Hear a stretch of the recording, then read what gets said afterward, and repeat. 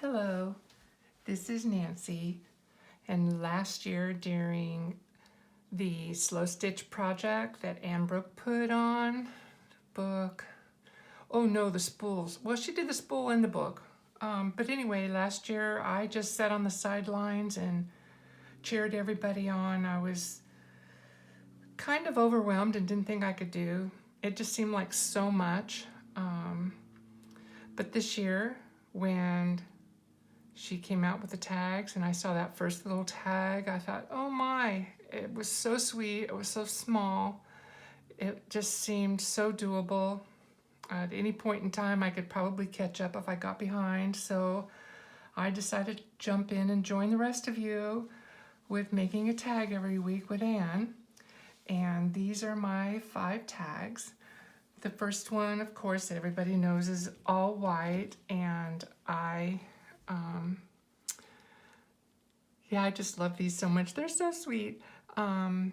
My first one, this is the little piece of fabric here. I don't think you can see it. It's hard to see anyway, but it looks almost like a twill and a tabby, a twill and a tabby in a wale, like you would a corduroy or something like that, even though it's very flat. It's not like corduroy at all. But like sometimes fabrics have those stripes in them that are not painted. They're textural from the weave.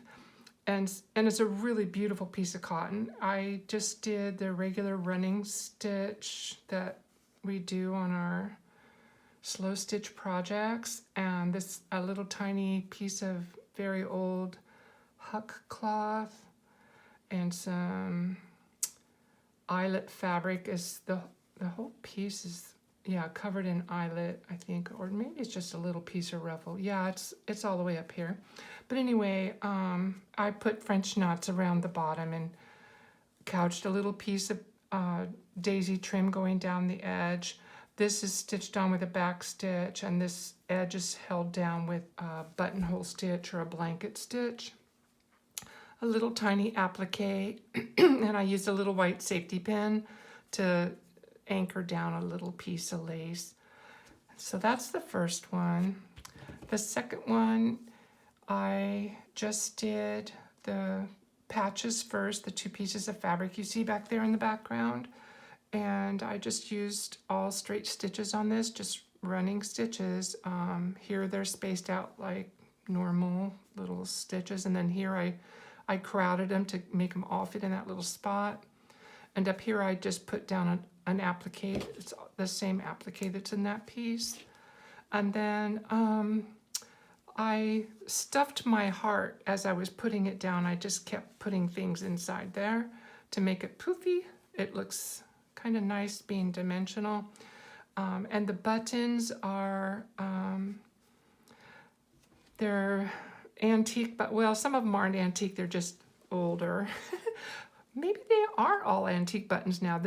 My great-grandmother, my grandmother, and my mom's button tins, I still have all their buttons. Well, maybe not all of them, but I have a button tin from each of them. And that's this heart tag. Yeah, I love that. This one, this one's my favorite one because I had so much fun making it. Even the back is awesome to me. And the fabrics, I didn't shove mine in as close as other people. Like you can see the space, but I just think it's so cute and so fluffy. It looks like a little caterpillar. I could enjoy a whole pillow top in that for the couch or something. I just think it's so pretty. And I thought it was so easy. It was mindless and I could just do it and do it and do it. And then the next tag we did were the fly stitches.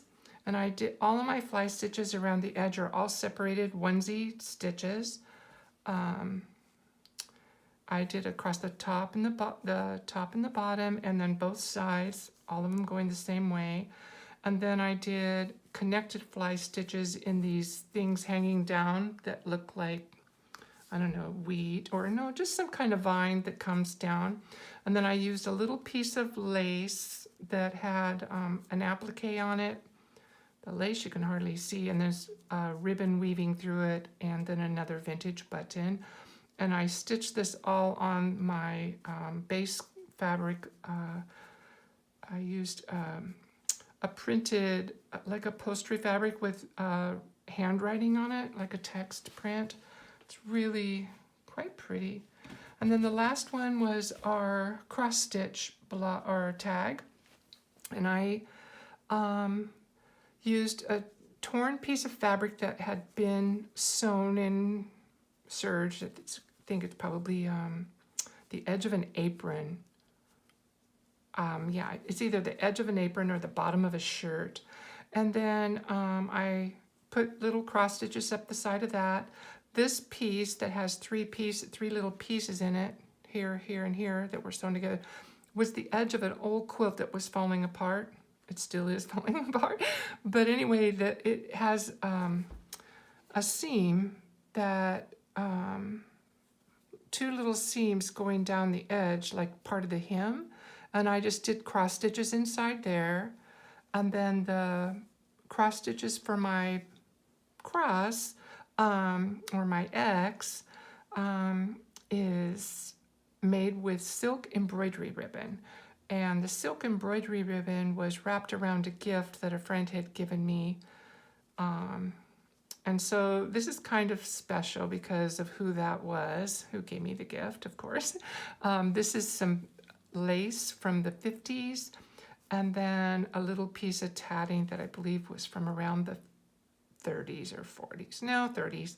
But anyway, that's all of my little tags.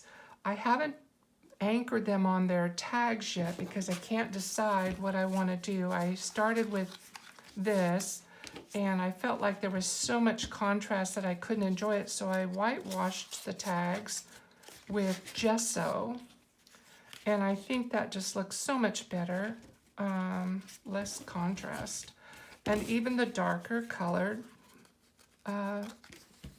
pieces, whoops, look prettier on the gesso-y ones, the ones that are gessoed, as opposed to the darker tags.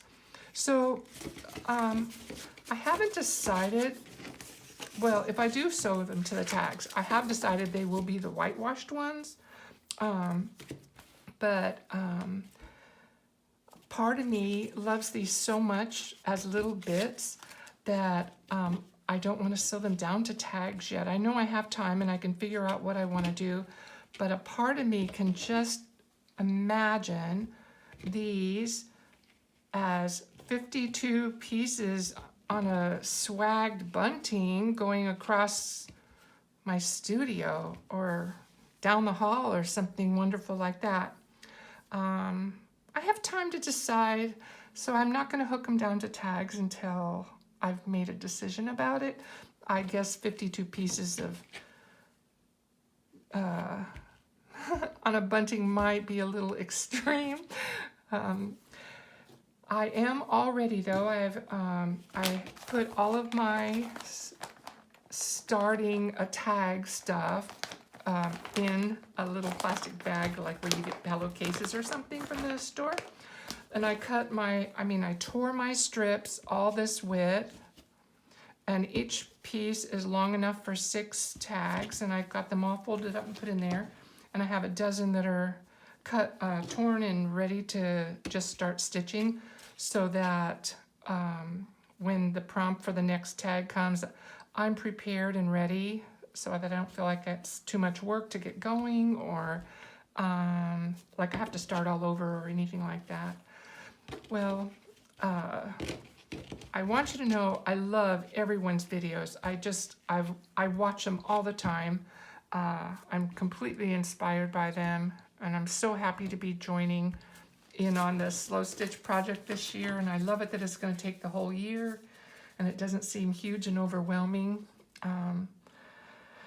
So yeah, I'm pretty excited, and I hope you are having as much fun as I am. I especially love the videos of people who stitch on their videos. I'm only going to do a show and tell. If I did a stitching on it, you guys you would laugh or turn it off and go to bed, because it's just I'm just not as organized as most of you. And when I when I do get organized, I get kind of crazy. So, but anyway, that's this, and I can hardly wait till, gosh, I can hardly wait till next Friday, and we get a new prompt, because this one, she came out with it on Friday. I was done with it on Friday. So, anyway, until next month, I guess that's it. Yeah, I just don't even know how to say goodbye. I'm having so much fun hanging out. Okay, that's it for now. I'll share next month when I have all the next 4 done for February. Okay, bye-bye for now.